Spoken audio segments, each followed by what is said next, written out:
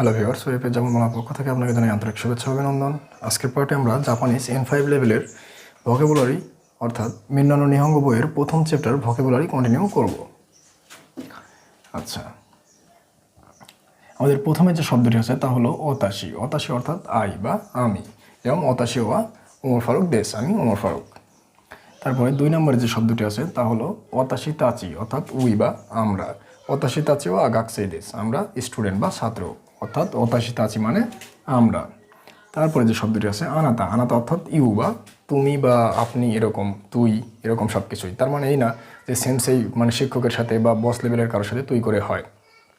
তবে এখানে একটা বিষয় আছে, সেটা হলো যে আনাতা শব্দটি সেন্সেই অথবা বস, সাচো এই ধরনের মানে বস লেভেলের কারোর পরে আনাতা শব্দ ব্যবহার হয় না। যেমন সেন্সেই আনাতা ওয়া গেনকি দেশু কা, মানে সেন্সেই আপনি কি ভালো আছেন, এরকমভাবে আপনি শব্দটি সেন্সের পরে ব্যবহার হবে না। সেন্সেই গেনকি দেশু কা এভাবে হবে, অর্থাৎ সেন্সেই বা এক কথায় বস লেভেলের কারো পরে আনাতা শব্দ ব্যবহার হবে না। তারপরে যে শব্দটি আছে তা হলো আনোহিত। আনোহিত অর্থাৎ দ্যাট পারসন বা ওই ব্যক্তি, সে বা ওই ব্যক্তি।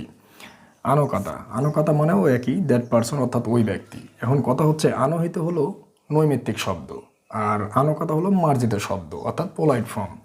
কারণ আনোকাতা দ্বারা আমরা ভালো লেভেলের লোকজনের সাথে কথা বলার সময় আনোকাতা ব্যবহার করব। যেমন আনোহিত বা দারে দেশকা। দারে হলো নন পোলাইট অর্থাৎ নৈমিত্তিক শব্দ। হ্যাঁ, যেহেতু আনোহিত বলছেন সেক্ষেত্রে আপনাকে বলতে হবে আনোহিত ওয়া দারে দেশকা। কিন্তু যখন আপনি আনোকাতা ব্যবহার করবেন তখন আনোকাতা ওয়া দোনাতা দেশকা, মানে ওই ব্যক্তিটি কে। দোনাতা, দারের পোলাইট ফর্ম হলো দোনাতা। দারে মানেও কে, দোনাতা মানেও কে। আচ্ছা, যাই হোক, আনোকাতা মানে হলো ওই ব্যক্তি। এটা হলো একটু মার্জিত শব্দ। তারপরে যে শব্দটি আছে তা হলো খেনশু। খেনশু অর্থাৎ ট্রেনিং বা প্রশিক্ষণ। খেনশু অর্থাৎ ট্রেনিং বা প্রশিক্ষণ। তারপরে যে শব্দটি আছে তা হলো খেনশুসেই অর্থাৎ ট্রেনি বা প্রশিক্ষণার্থী। যেমন ওতাশি ওয়া খেনশুসেই দেশ, আমি প্রশিক্ষণার্থী, অর্থাৎ আমি বোর্ডে কলমে বা খাতা কলমে প্রশিক্ষণার্থী। আচ্ছা, তারপরে যেটা আছে জিসু। জিসু অর্থাৎ টেকনিক্যাল ট্রেনিং মানে কারিগরি প্রশিক্ষণ। জিৎসু অর্থাৎ কারিগরি প্রশিক্ষণ। জি তারপরে ছোট চুদ আছে, এই জন্য জিৎসু অর্থাৎ কারিগরি প্রশিক্ষণ। তারপরে যে শব্দটি আছে সেটা হলো জিৎসুসেই বা টেকনিক্যাল ইন্টার্ন অর্থাৎ কারিগরি প্রশিক্ষণার্থী। হচ্ছে জিৎসুসেই এবং খেনশুসেইয়ের মধ্যে পার্থক্য কী? এখানে পার্থক্য হলো খেনশুসেই হলো যে খাতা কলমে প্রশিক্ষণার্থী অর্থাৎ আমরা হলো খেনশুসেই।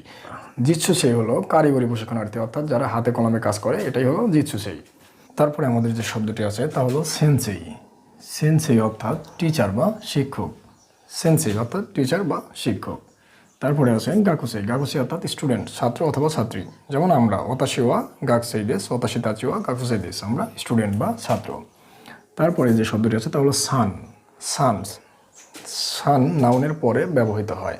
যেমন ওমর ফারুক সান, মেহেদি সান, বশির সান, মনির সান, এরকম সান শব্দটি নামের পরে ব্যবহার হয়। এটা তার মিস্টার বা মিসেস বোঝায়, কিন্তু নামের আগে না হয় পরে ব্যবহার হবে। যে কোনো নাম বলা পরে আপনি সান অর্থাৎ এই সান। হ্যাঁ, আচ্ছা, তারপরে যেটা আছে আই অ্যাম জাপান অর্থাৎ আই অ্যাম জাপান।